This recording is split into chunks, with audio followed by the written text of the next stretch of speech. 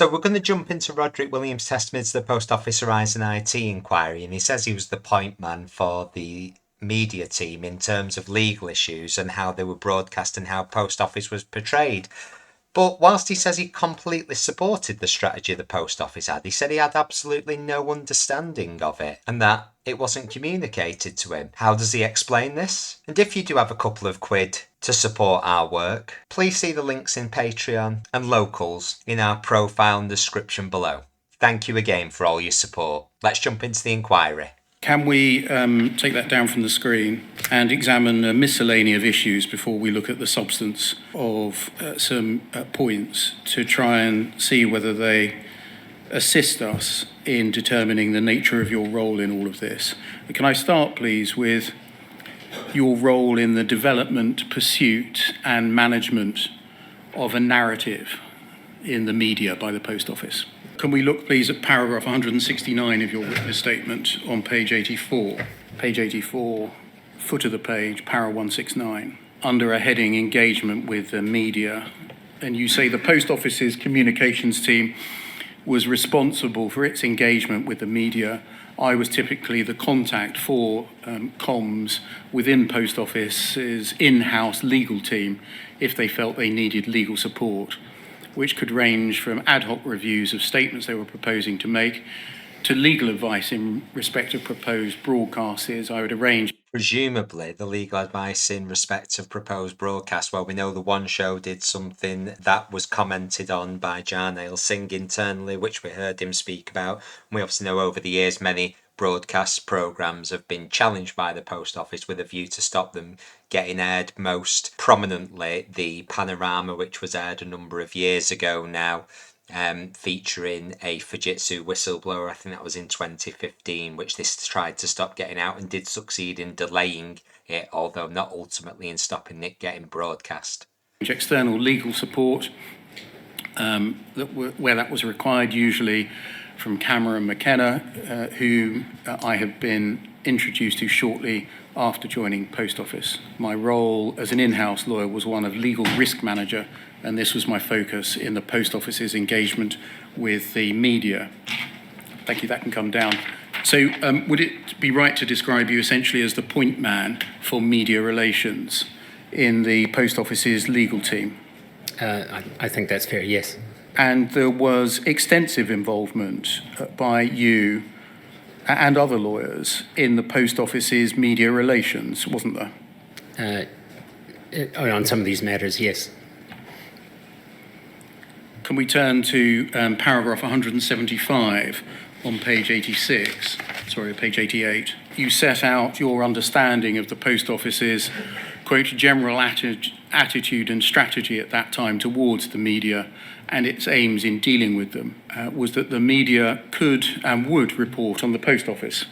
It was therefore important to maintain an open dialogue with journalists so as to get an insight into what they might say and try to ensure they reflected the Post Office's position, with matters only being escalated to formal legal intervention if it was felt essential to ensure a balanced presentation of the Post Office's position in the finished publication. But essentially, we've seen at points where you could call into question where paint them in a good light with what is going to be broadcast. All professionally produced programmes would, of course, and should, of course, offer the opportunity for both sides of a discussion to put their points forward, even if they don't firmly agree with them. Would you agree that that paints a benign or neutral picture of the Post Office strategy in relation to media relations? I can't comment on what it portrays. I would not have described Post Office as necessarily benign with its media-facing public image. How would you paint or describe Post Office's media strategy so far as concerns Horizon? I wasn't responsible for setting strategy, so I would have taken instructions from the communications director. What was your understanding of it? I think it's, particularly with the Horizon matters, Post Office felt it had its side of the story to tell. And I think there's a feeling that people weren't interested in hearing it or engaging with it. Probably is a better example, a better word.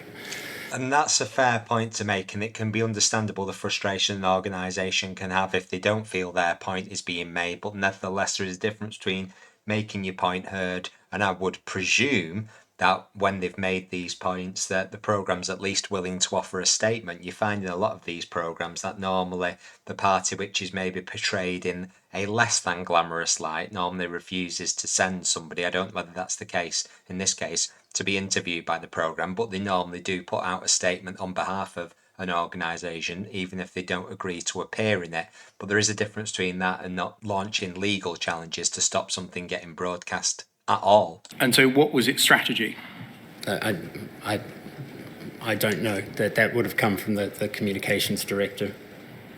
But you need to have an understanding of the strategy, because he certainly, being the point man for legal issues relating to the media, would have an influence on how that strategy was implemented. So surely he must understand it to be able to do that role effectively.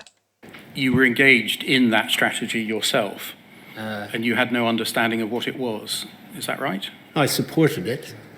Strategy comes from the internal clients, and the legal team would help give effect to it. Did they tell you what the strategy was? I'm not aware of it. Like, if you think that we have strategy documents and clear objectives on some matters, I don't think I saw something quite like that for these matters.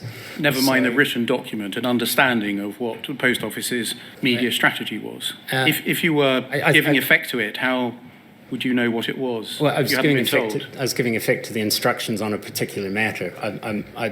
I wasn't responsible for setting media strategy. I haven't asked you whether you were responsible for setting a media strategy. That's a different question. I'm sorry. I'm asking what your understanding was of the Post Office's media strategy so far as concerned Horizon.